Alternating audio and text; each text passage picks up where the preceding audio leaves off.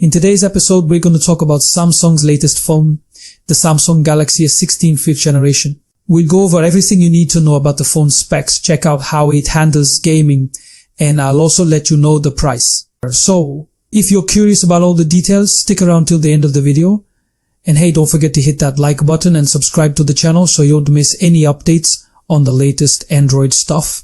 Let's jump in and get into today's topic. The first thing we'll talk about in the Samsung Galaxy A16 5th generation is the phone's design and materials. In terms of appearance, the phone comes with the exact same design as before, with no changes at all. It's identical to the previous design. As for the materials, the back is made of plastic and the frame is also plastic. The charging port is a Type-C and the phone has dropped the traditional 3.5mm headphone jack, which is really disappointing.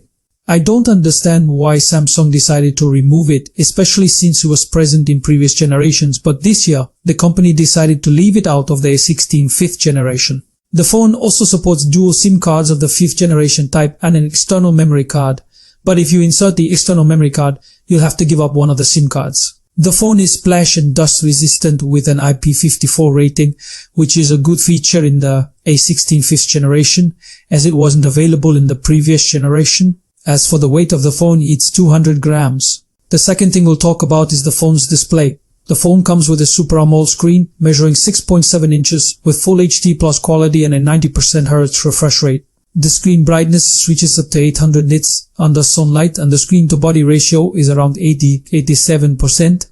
The fingerprint sensor is integrated into the power button. The display is excellent for content sharing and of course Samsung is well known for its outstanding screen quality. The only drawback is the large bezels at the bottom of the screen. I wish they had made them a bit smaller, especially since we're seeing phones in the same price range with slimmer bezels. However, they don't offer the same screen quality as Samsung.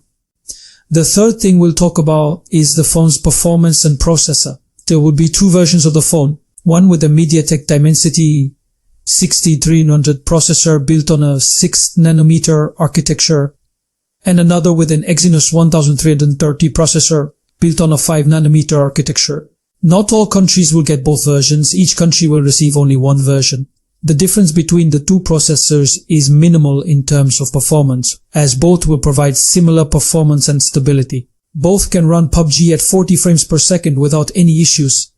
The Exynos 1330 will be slightly more energy efficient due to its 5nm architecture compared to the Dimensity 6300, which is built on a 6nm architecture. The phone will come in two variants, one with 4GB of RAM and 128GB of storage, and another with 8GB of RAM and 256GB of storage. As for the user interface, the phone comes with Android 14 and Samsung's One UI 6.1. What's impressive about this phone is that it will receive updates for 6 years, which is the first time this has happened with a budget phone from Samsung. This means the phone will receive Android updates up to Android 20, which is an excellent feature. As for the battery, there's nothing new. The phone comes with a 5000 mAh battery and supports fast charging at 25 watt. The contents of the phone's box, as we've become accustomed to lately, include only the SIM card ejector and a Type-C charging cable, with nothing else included.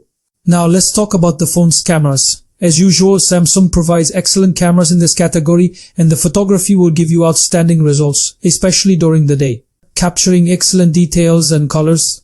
This phone is one of the best in its price range when it comes to photography. Regarding video recording, it supports 1080p recording at 30 frames per second, which is a very good quality for the phone's price. I wish they had added always optical image stabilization for video stabilization, as that would have been a great addition. Unfortunately, the phone doesn't support it, so you'll need to keep your hands steady to avoid any shaking in the videos. The phone supports Wi-Fi 6 and NFC, but it doesn't support radio. The last thing we'll talk about is the phone's price. The official price of the phone is $200, which is the price that was announced. That wraps up today's episode. I hope you found it helpful. Don't forget to show your support by liking and subscribing to the channel. See you in the next video. Don't forget to like the video and subscribe to the channel for more exciting content. There are more tutorials waiting for you on the Top Mag 4 channel. Don't hesitate to subscribe and become part of the family.